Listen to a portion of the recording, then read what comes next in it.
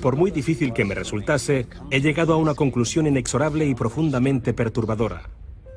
Creo que una élite de personas, junto con las compañías que dirigen, han conseguido controlar no solo nuestra energía, el suministro de alimentos, la educación y la sanidad, sino cada una de las facetas de nuestra vida. Y lo hacen controlando el mundo de las finanzas, pero no crean más valor, sino que en realidad controlan la fuente del dinero.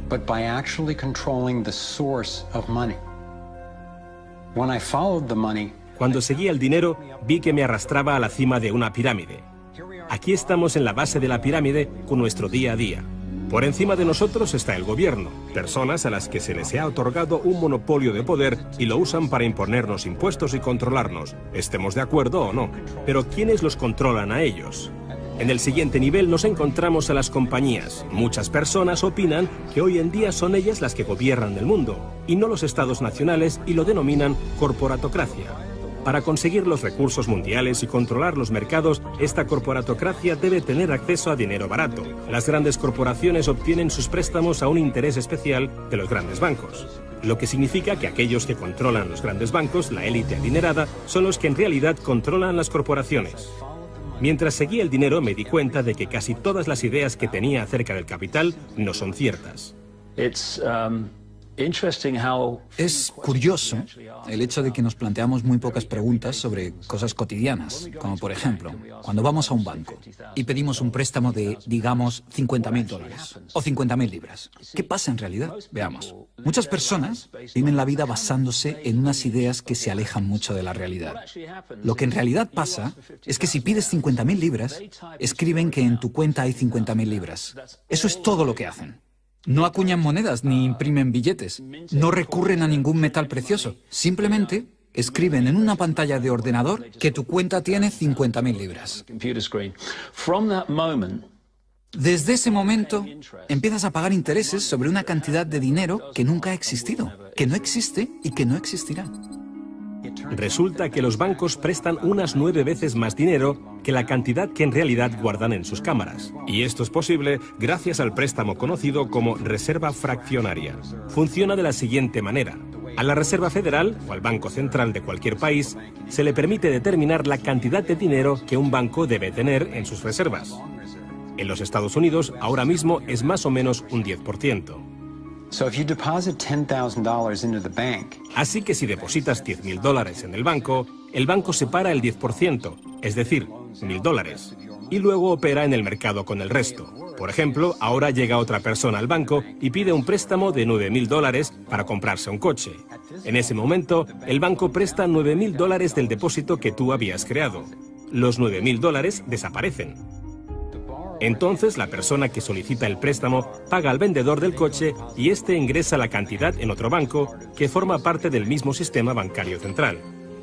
Estos $9.000 se consideran un nuevo depósito y así continúa el proceso sucesivamente. El dinero se vuelve a depositar y se vuelve a prestar hasta que el depósito inicial de $10.000 se convierte en $100.000. El sistema bancario acaba de crear $90.000 simplemente prestando el dinero. Aparentemente todo empezó con los orfebres del siglo XVII, cuando la gente acudía a ellos para comerciar con oro. El oro era muy pesado para llevarlo de un sitio a otro, así que la gente comenzó a guardarlo en cámaras y comerciaba con recibos. Aquellos recibos fueron los primeros billetes. Como solo unos pocos retiraban su oro en momentos determinados, los dueños de las cámaras, básicamente los nuevos banqueros, empezaron a crear recibos de oro que en realidad no tenían. Entonces prestaban esos recibos y les aplicaban unos intereses al dinero prestado, al oro, que en realidad no tenían. Así nació nuestro sistema de reserva fraccionaria. En este sistema, los banqueros consiguen hacer dinero de donde no hay nada, mientras que el resto de nosotros tenemos que trabajar para ganárnoslo. Esto ha provocado una forma moderna de servidumbre donde la masa de la sociedad trabaja para pagar su deuda con los bancos.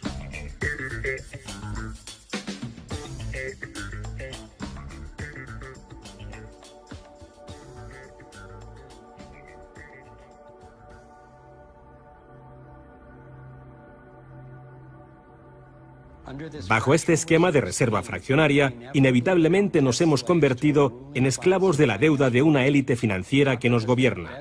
no porque sean mejores o más inteligentes que nosotros, sino porque han manipulado el sistema para beneficiarse de una gran parte de la gente de este planeta.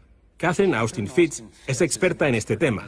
Fue ayudante del Departamento de Vivienda y Desarrollo Urbano de Estados Unidos bajo el mandato del presidente George Bush Sr.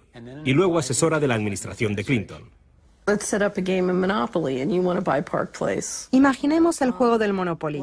Ahora quieres comprar el Paseo del Prado. Lo que puedo hacer continuamente es imprimir dinero, darme más y más dinero, disminuir el valor de tu moneda al imprimir cada vez más. Da igual lo duro que estés trabajando o el éxito que tengas. Al final, siempre te puedo comprar y no me cuesta nada.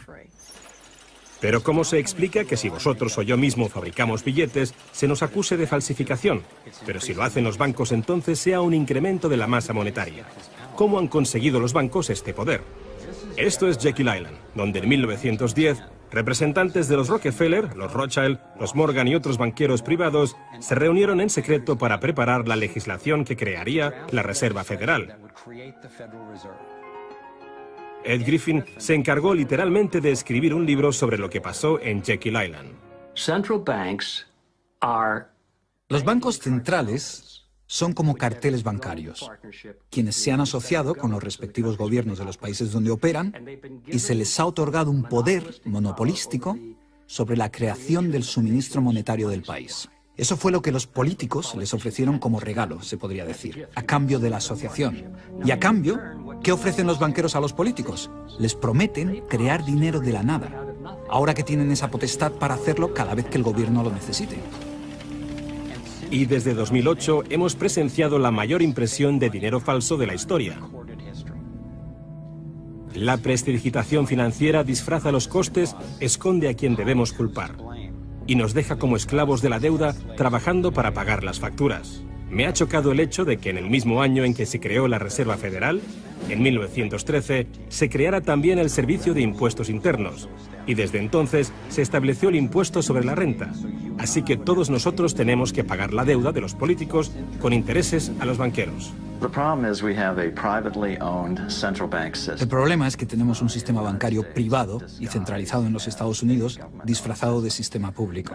Si buscas en la guía telefónica de aquí de Washington, en el área de DC, si buscas por la Reserva Federal, en las páginas azules gubernamentales, ahí no aparece nada, sino que aparecen las páginas blancas, justo al lado de Federal Express.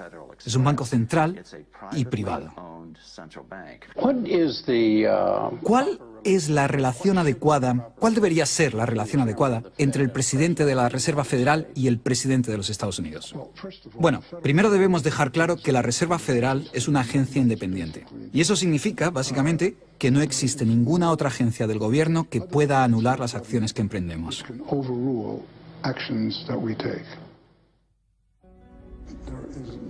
Que no existe ninguna otra agencia del gobierno que pueda anular las acciones que emprendemos.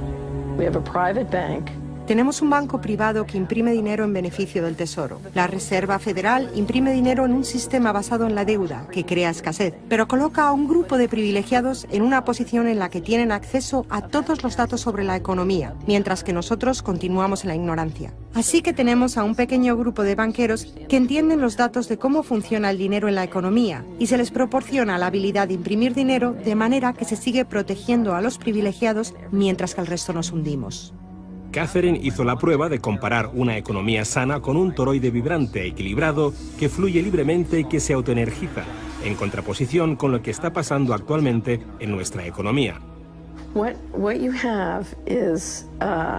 Tenemos un sistema muy dinámico que intenta optimizarse, pero en el centro se entrelaza con una solitaria.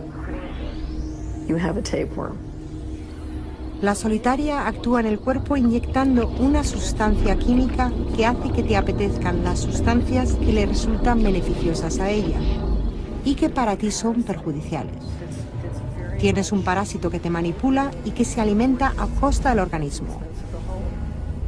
Vivimos en un sistema económico que imita a la solitaria, donde la élite financiera sería la tenia y se está alimentando de nosotros, y no les gusta que se descubran sus artimañas. Después de que Catherine comenzase a destapar la corrupción del gobierno en los más altos niveles, el FBI llevó a cabo una redada en su compañía y le requisó sus pertenencias. Tuvo que ir de juicio en juicio durante 10 años hasta que la declararon inocente. Así que tenemos a la Reserva Federal, una corporación privada con el monopolio de crear dinero, pero sin tener que rendir cuentas y que además está apoyada por el gobierno con el monopolio de la fuerza. Han engañado al país haciéndole creer que la Reserva es una institución que ayuda a estabilizar la economía y que no depende de la política. Pero de hecho, en ya casi un siglo de existencia, la Reserva Federal ha hecho justo lo contrario. Desde que se puso en marcha, nos han robado a través de la inflación y el poder adquisitivo del dólar ha disminuido más de un 97%. Y la diferencia entre ricos y pobres deja claro que el dinero va a parar a manos de unos pocos. Solo 16 años después de que la Reserva Federal accediera al poder, los Estados Unidos sufrieron la Gran Depresión. En mi investigación he descubierto que antes de que se produjese el crack del 29, la élite de banqueros sacó su dinero del mercado. Después del crack, usaron ese dinero para comprar todas las acciones baratas y los bancos en quiebra más pequeños por poco dinero. Entre los banqueros que consolidaron su fortuna de esta manera, encontramos a los Rothschild, los Rockefeller y los Morgan. Un caso similar sucedió con el colapso financiero de 2008, en el que de nuevo se volvían a beneficiar los mismos banqueros. En los años previos al colapso, los mayores bancos, incluyendo Bank of America, Citigroup y Chase, todos ellos controlados por los Rothschild, los Rockefeller y los Morgan, se forraban y comerciaban con préstamos basura cuyo dinero sabían que no iban a poder recuperar. Es como colocar unas naranjas podridas en una caja y venderlas como si fuesen de la mejor calidad. Los que habían embalado ese producto sabían que tarde o temprano alguien abriría la caja y vería que no contenía nada de valor, ya que al fin y al cabo ellos habían empaquetado dichas cajas. Cuando las naranjas podridas, lo que conocemos como créditos basura, los derivados y las coberturas por incumplimiento crediticio se descubrieron finalmente, acabó por afectar a todo el mundo. La gente empezó a perder sus casas, trabajos, negocios y fondos de jubilación. Mientras tanto, los grandes bancos, que fueron los que en realidad crearon el problema, fueron los únicos a los que rescataron. ¿Y eso por qué? ¿Por qué iba la Reserva Federal a dar a los bancos billones de dólares aunque la mayoría de los estadounidenses estuviera en contra de que los rescatasen? ¿Y por qué no ayudaron a los más necesitados en vez de ayudar a los que perpetraron el colapso financiero? Mi investigación me llevó a la conclusión de que las mismas personas que crearon la Reserva Federal, los Rothschild, los Rockefeller y los Morgan, todavía la controlaban y utilizaban esta estructura para salvarse a nuestra costa. Muchos de los bancos creados siguen siendo el lobby más poderoso del Capitolio de los Estados Unidos, y ellos sinceramente son los dueños del lugar. Estoy convencido de que el reciente colapso financiero de 2008 fue el resultado de un esquema de inflar y tirar orquestado, diseñado y ejecutado por los grandes banqueros para consolidar sus fortunas y su poder. David Icke nos explica cómo ve los denominados ciclos comerciales de la Reserva Federal. Fase 1 es como lanzar el sedal. Fase 1, colocas un montón de dinero, unidades de intercambio en circulación. Para ello, bajas los intereses y concedes muchos préstamos. Esta es la parte del ciclo que denominamos boom. Como hay muchas unidades de intercambio en circulación, hay un montón de dinero que cambia de manos, que genera una gran actividad económica. Eso genera empleo y como se gasta más y más dinero, aumenta la demanda. Así que las compañías solicitan más créditos de dinero recién salido del horno para aumentar su producción. La gente coge confianza a su rutina.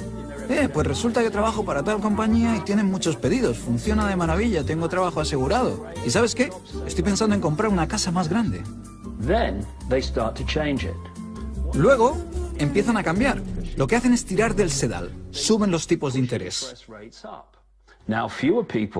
Ahora, cada vez hay menos personas que consiguen los créditos porque las condiciones de concesión se han endurecido.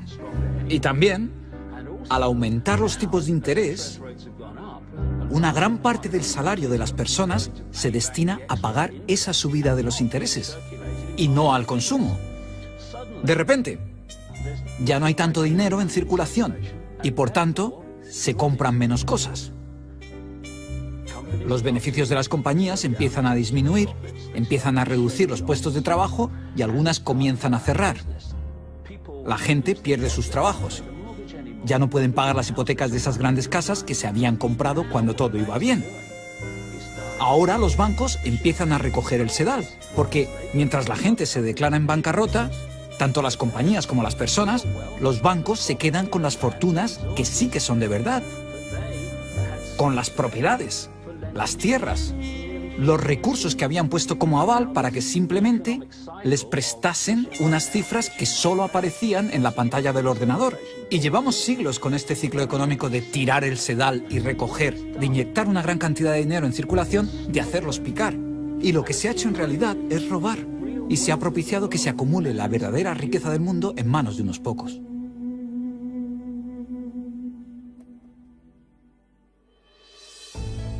A nivel internacional, los bancos centrales utilizan el Banco Mundial y el Fondo Monetario Internacional para hacer más dinero mientras explotan los recursos de aquellos países a los que les prestan dinero y con este proceso acaban llevándolos a la bancarrota. El Banco Central de los bancos centrales es el banco creado por los Rothschild, el Banco de Pagos Internacionales. La élite se está posicionando para controlar el acceso a prácticamente todo lo que necesitamos para sobrevivir. Da igual a qué parte del mundo vayas, porque el dinero está controlado por el sistema bancario. Ellos deciden si la gente come o no come. ¿Quién se convierte en multimillonario y quién sobrevive con menos de $1 al día? El que controla el dinero, controla el mundo. Y muy pocas personas controlan el dinero.